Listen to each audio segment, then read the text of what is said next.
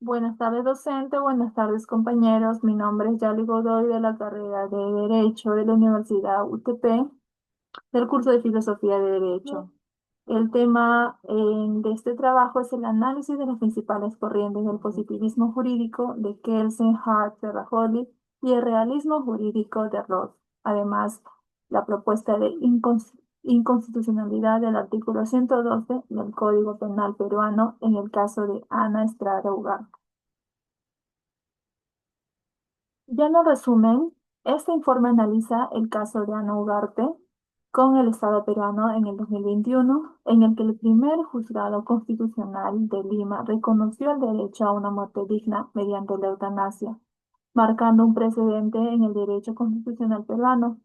Este estudio confronta el artículo 112 del Código Penal, que penaliza la eutanasia con los principios de dignidad, libertad y autonomía personal.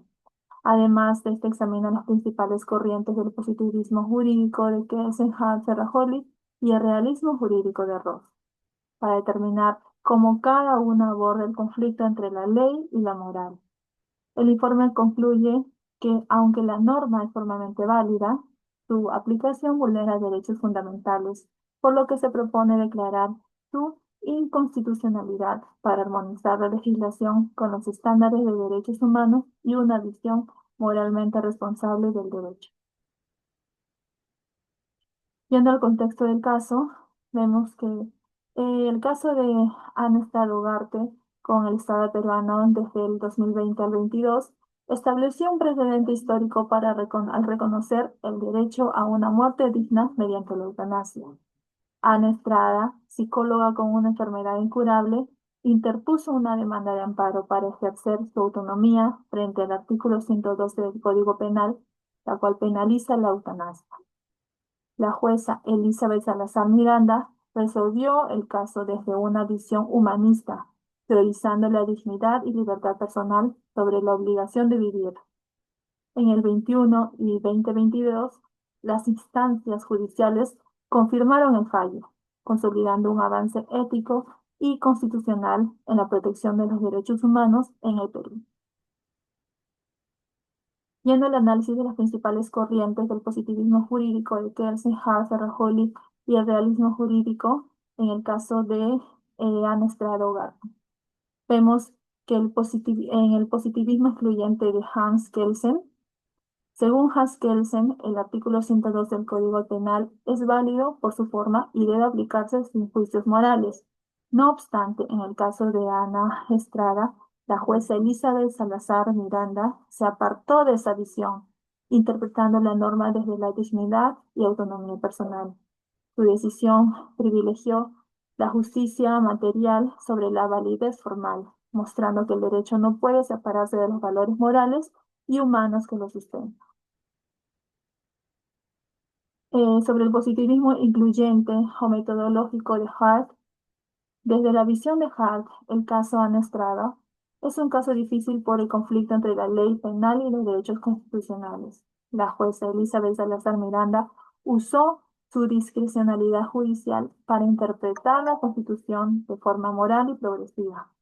Su decisión refleja el positivismo incluyente, ya que respeta la validez de la norma, pero la armoniza con los principios morales y el principio pro persona, buscando que el derecho se ajuste a la justicia.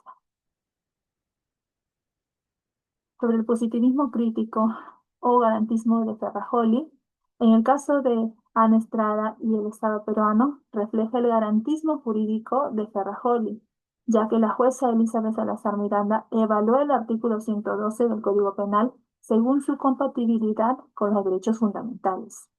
Ella consideró que la norma, aunque formalmente válida, es materialmente inconstitucional por vulnerar la dignidad y libertad personal. Aplicando el principio pro persona, priorizó la protección de los derechos humanos, mostrando que el derecho debe servir como garantía de la dignidad y autonomía individual. El realismo jurídico de Roth y su apartamiento del positivismo, desde el realismo jurídico, la sentencia de Ana Estrada creó un nuevo derecho al redefinir la vida como un derecho a vivir con dignidad. Según Ross, lo relevante son los efectos reales. El fallo generó un precedente judicial, cambió la actuación del Ministerio de Salud y E-Salud y promovió un avance cultural y jurídico sobre la eutanasia. La jueza Elizabeth Salazar Miranda actuó como un agente de cambio, mostrando que el derecho es lo que los jueces deciden y la sociedad acepta como justo.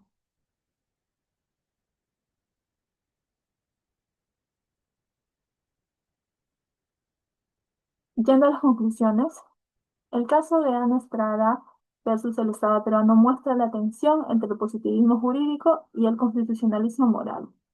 La jueza Elizabeth Salazar Miranda priorizó la dignidad y autonomía personal sobre la aplicación literal del artículo 112 del Código Penal. Según Kelsen, la norma es formalmente válida. Hart permite integrar la moral al derecho. Ferrajoli la considera materialmente inválida para vulnerar los derechos y Ross interpreta la sentencia como creación de un nuevo derecho. En conjunto, el fallo evidencia que el derecho debe guiarse por la justicia, la moral y la dignidad humana como fines supremos del Estado. Yendo a la propuesta de inconstitucionalidad del artículo 112 del Código Penal peruano, en el caso de Ana Estrada Ugarte, vemos aquí la propuesta, tenemos que el artículo 112 del Código Penal, que sanciona la eutanasia por piedad, contradice los artículos 1, 2 y 3 de la Constitución del Perú al vulnerar la dignidad y autonomía personal. La norma adopta una visión puramente biológica de la vida y desconoce el derecho de cada persona a decidir sobre su sufrimiento y su cuerpo. Desde una visión garantista y humanista, penalizar la eutanasia es desproporcionado y contrario al principio de dignidad humana, pues castiga actos de compasión y prolonga el dolor. Asimismo, vulnera los estándares internacionales de derechos humanos y el bloque de constitucionalidad. Esta propone declarar su inconstitucionalidad total y reemplazarlo por una norma que reconozca el derecho a la eutanasia voluntaria y asistida, bajo criterios de consentimiento libre, certificación médica y control ético. Doctrinalmente, la propuesta se sustenta en Ferrajoli, quien sostiene que una norma que viola derechos fundamentales carece de validez material. Hart, que admite la incorporación de valores morales al derecho cuando son reconocidos constitucionalmente. Y Ross, quien considera que el derecho se crea en la práctica judicial, como lo demuestra el caso de Ana Estrada. En suma, esta reforma busca que el derecho peruano evolucione hacia un modelo garantista y humanista, donde la dignidad y la libertad prevalezcan sobre el formalismo punitivo. Eso es todo. Muchas gracias.